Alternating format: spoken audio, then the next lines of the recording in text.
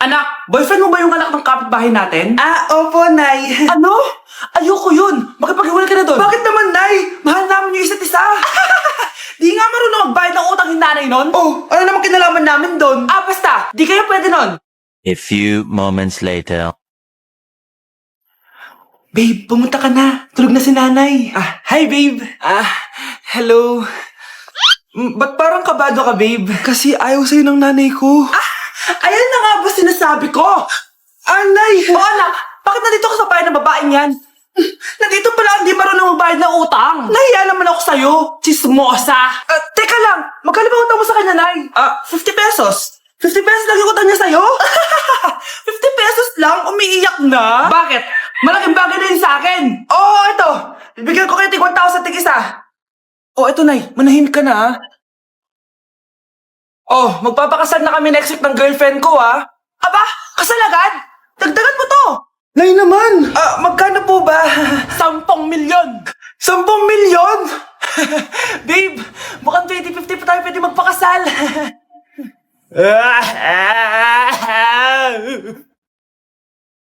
Anak ko, binilan kita ng bagong cellphone. Di ba gusto mo to? Thank you po, Nay. Magagamit ko po to sa school. Nay, meron din po ba ako? Anak, sa susunod ka na lang, A few moments later. Wow, bagong cellphone? Ang ganda, di ba? Pwedeng patingin. Sige ate, Paborito ka talaga ni nanay, no? Deserve mo naman. Salamat, ate. Deserve mo din to. Ate, ba't mo ginawa yun? Eto ang tatandaan mo. Ako, ang magiging paborito ni nanay. Basag na. Aray! Nay! Anong nangyayari dito? Nay, sinaktan mo ako ni Kyle. Totoo ba to, Kyle? Nay, hindi po. Pinasag niya nga po yung cellphone ko eh. Hindi po totoo yan, Nay. Sinungaling ka. Kyle, anong nangyayari sa'yo? Lumalaki na ata ulo mo. Nay, may kailangan ka marinig. Deserve mo din to. Ate, ba't mo ginawa yun? Eto ang tatandaan mo. Ako, ang magiging paborito ni nanay. Nay. Lalo mo lang ako binigyan ng dahilan kung bakit hindi ikaw ang paborito kong anak. Hala, iba na section ko. Saan yung section 1? Ba't napunta ako dito? Ito na ba yung section 1? Good afternoon, everyone, especially to all of the panelists, advisors, and especially to our co-researchers who attend this virtual conversation. So, good afternoon, everyone. Namamatay ng dahil sa iyo, ma'am. Ibig sabihin po nito ay kabayanihan ng mga Pilipino na isinakripisyo ang kanilang buhay para sa kalayaan ng ating bansang Pilipinas. Huwag lang tayo puro salita! Dapat ipinapakita din natin sa ating ginagawa! Ikaw, bago ka lang dito, di ba? What is the biggest mistake? Ma'am, the biggest beef stick. Anong beef steak, ha? Alas na ako dito. Palimus po. Sino ba tumahingay na to? Patawad. Umalis ka na. Sige na po. Wala na po ako makain eh. Say, baka na naman malimos. Wag dito. Umalis ka na. Ito, pambili ng pagkain. Sorry, ito lang yung meron ako eh. Salamat po. Ba't may camera? At dahil mabait ka, meron kang 1,000 pesos. Thank you po. Ba't ang ingay doon? Ano yun? Kailangan lang mo daw ang mga kagaya mo. Mabait at may puso. Hoy! Ano yan? Nay, vlogger po ata sila. Ayan guys, yung mataray na babae kanina. Anong sabi mo? Umalis na nga kayo dito? Layas! Nay! A few moments later. Uy, Mare! Mare, sikat ka na. Ang sama daw ng ugali mo. Ha? Di totoo yun. Alam mo yung mga fake news, di ba? Ang bait ko kaya. Tignan mo na lang, Mare. Fake news lang to. Totoo nga! Di pwede to! Palimus po! Hoy, ikaw! I-delete mo na yung video na yun! Ano pa pinagsasabi nyo? Kunwari ka pa, ha? Eto ka! Hoy! Ano yan? Wala to, Kap! Huwag ka na magsalita! Sumama ka na sa amin sa presinto! Wag po, magbabago na ako. Anak! Yes! Ang taas ng score ko! Anong score mo, Scarlett? 19 yung score ko. Ay, hindi perfect. Buti pa ako, naka 20. Bawi ka na lang next time, ha? Scarlett, nagawa mo ba yung assignment natin? May assignment tayo? Hala, di ko nagawa. Huwag mo nang sasabihin kay mama. Ah, sige, di ko sasabihin. Ma'am, may assignment po pala tayo. Ay, oo nga pala, may assignment tayo, class. Ang hindi gumawa ng assignment, bagsak sa akin, ha?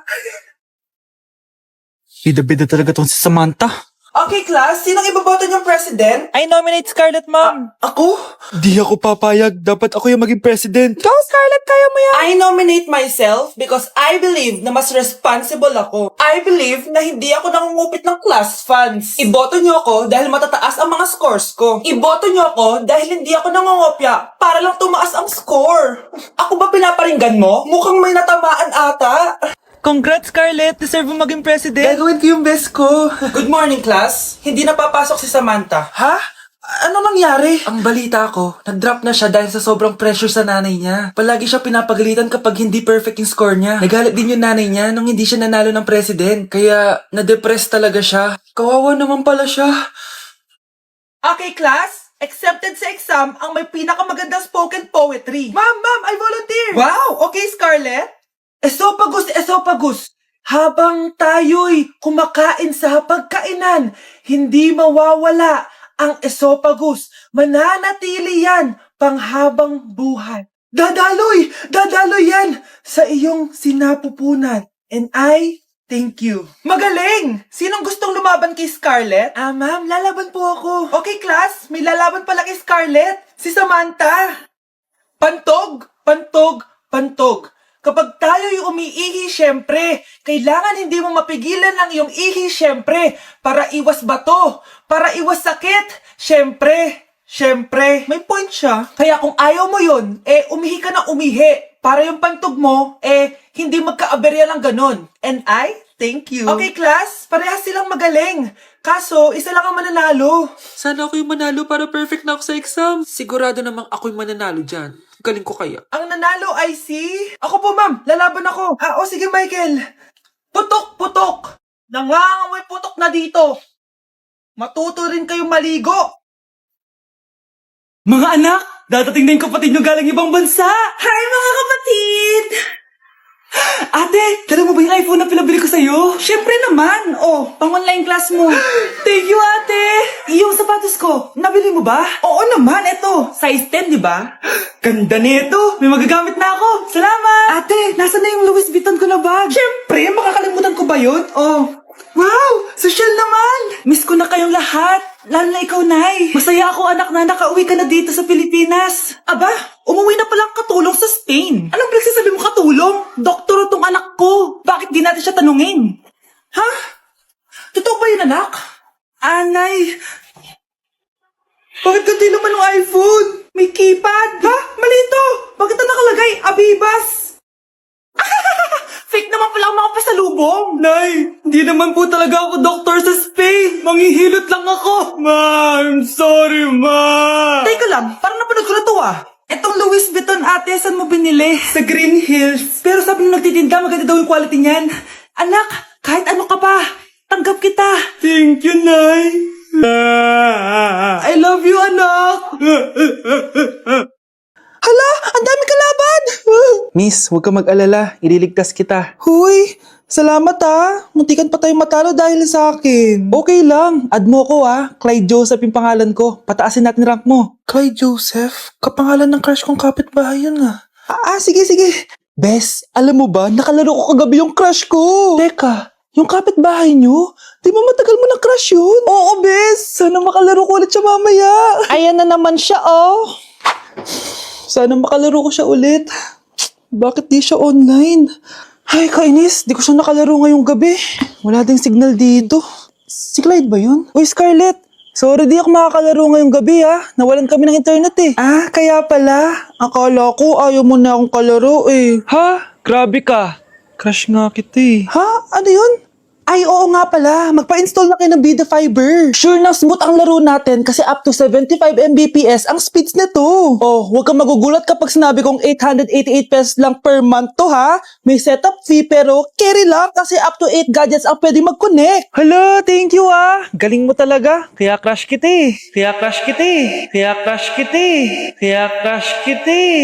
Gusto ko na magka-jowa. Yung mga tropa ko may mga anak na. Yung iba kinakasal na. Diligan niya na ako. Paano ka magkakajowa? Eh, lahat na naliligaw sa'yo, ayaw mo. Gusto ko kasi na yung pogi, tsaka yung mayaman. Matulog ka na lang. Baka sa panaginip mo magkajowa ka. Grabe ka naman, Nay.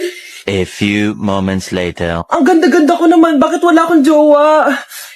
Sino ba tumatawag? Oh, bakit? Uy, Be, ang gwapo ng bago niyong kapitbahay. Talaga ba? Ako sinasabi ko sa'yo, walang kalandian ngayon, ha? Oo, Be, chance mo na yan para magka-jowa. Ay, teka lang, pupuntahan ko. Ako si Mr. Suave. Oh, grabe. Habulin ng babae. Ang pogi nga.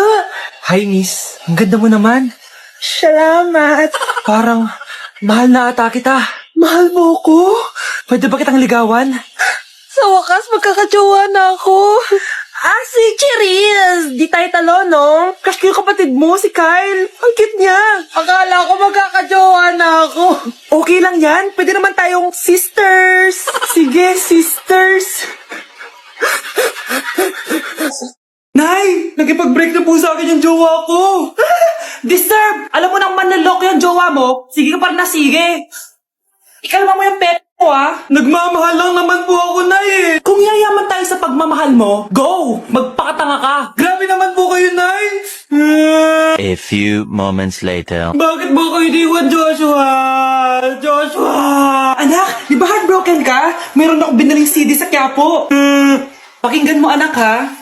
Ah, sige po, Nay. Bibitaw ng mahinahon ako Takas ang kamay, sabay tayo.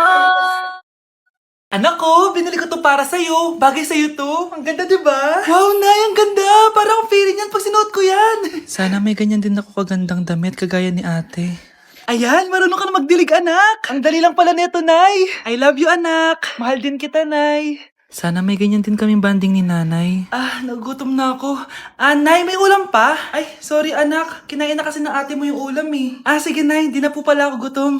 Sana pinagtitira din ako ni nanay ng ulam. Alam mo, Bes, favorite talaga ng nanay ko yung ate ko. Feel ko tuloy, ampun lang ako. Bes, what if hanapin mo yung birth certificate mo? Malay mo ampun ka lang talaga. Saan yung birth certificate ko? Kay ate to ah.